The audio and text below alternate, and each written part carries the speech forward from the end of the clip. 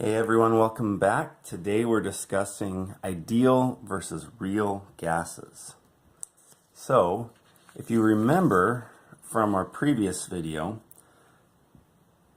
there's these tenets of kinetic molecular theory, and two of them say there's the attractions between particles are negligible. When gas particles are bouncing around inside their container, they're not attracted to each other. And the other one says gas particles are very small compared to the space in between them. And usually those things are true, and that allows us to use the ideal gas law. But these are not always true. And so in other cases, that's when behavior deviates, and we have to use a different gas equation. So to explain this a little bit, the idea between the ideal gas law, ideal means not real. This is only some hypothetical conditions where those things are actually true. Although at normal standard temperature and pressure, at any actual normal range of temperatures and pressures, it actually works pretty well to do that with the ideal gas law. So we learned that first, and we use that primarily. But if we're outside of that range, if we go down to very low temperatures or very high pressures, then behavior will deviate significantly from the ideal gas law. So let's first think a little bit about why that is. So think about at low temperatures. So we said that the attractions between the particles are not significant. So you have two gas particles you're imagining, and they're going to fly right by each other here. And we're saying that when they pass each other, they aren't going to be significantly attracted to each other. So that's normally true. They're flying so fast that they just zip right by each other and don't feel any significant attraction. What if you slow those guys way down at a low temperature? Remember, temperatures are related to molecular motion, to how fast particles are moving. So if we slow those guys way down, then when they fly by each other, they feel that attraction. And we can't anymore assume that there are no strong attractions between the particles. So the attractions at low temperature, the attractions between the particles start to matter. Water's a great example. When the temperature is high, water molecules zip past each other, no problem. But when you slow the speed down by lowering the temperature, then water molecules feel that attraction between their particles. At high pressures, it also deviates from ideal gas conditions. So the idea is normally when a gas is in a container, they're spread very far out, and the majority of the container is just full of empty space.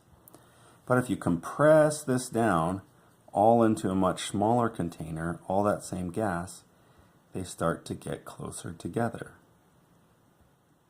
And if you continue to compress it down, they get closer together still. So it used to be that how big the particle was didn't really matter. So we used to say size didn't really matter up here.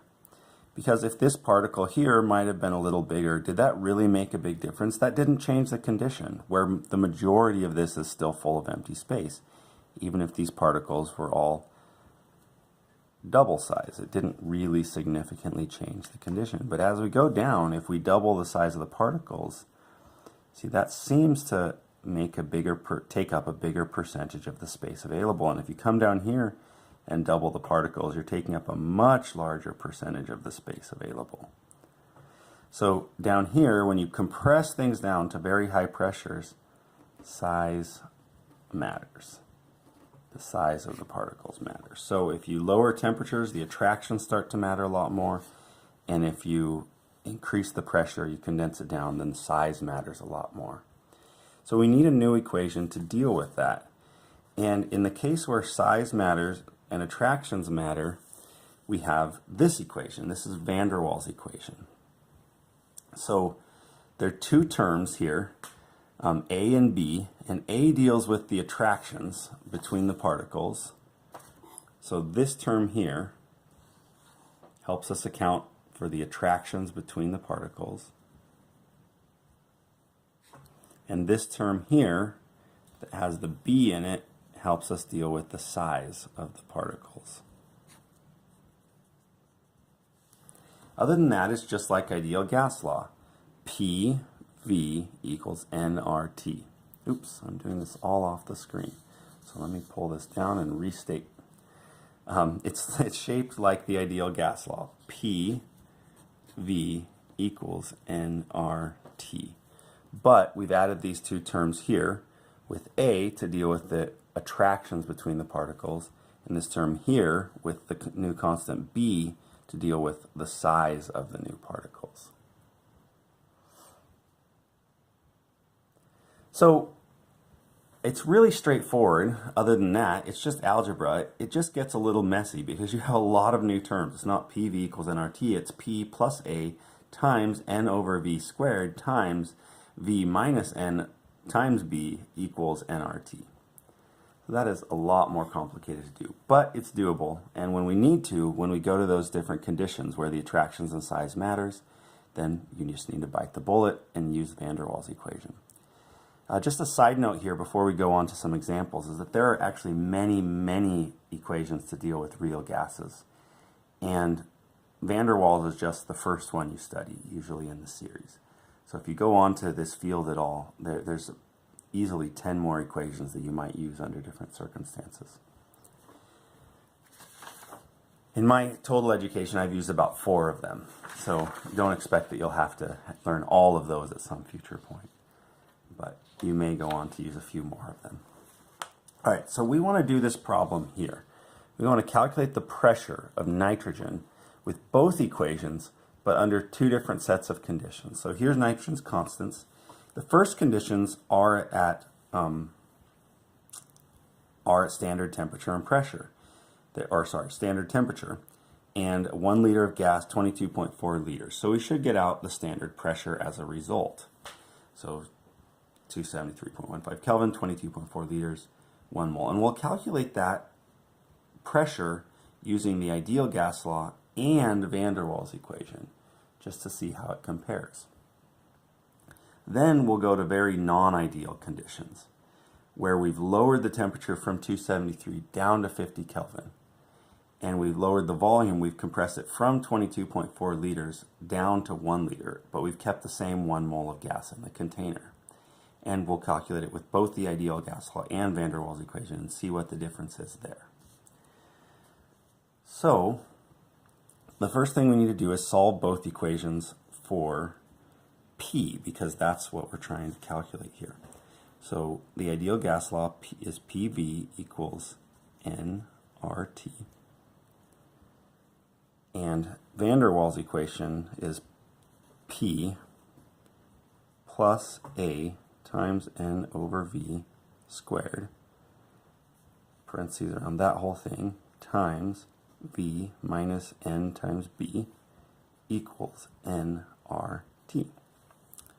So here it's really simple. To get P by itself, it's just P equals nRT over V. Just divide both sides by V. Here is not that much worse. The first thing we're going to do is divide both sides by V minus NB, and we're going to get P plus A times n over V squared. We're going to get that term left by itself, equals nRT over V minus NB. Then, so it's just the same as there, nRT over V, nRT over, except it's V minus NB now, the term together. Then, to get P all the way by itself, we need to subtract from both sides A times n over V squared. So we get pressure equals nRT over V minus NB minus A times n over V squared. All right, so relatively straightforward, solving for pressure in both cases. Now we just need to plug in our numbers.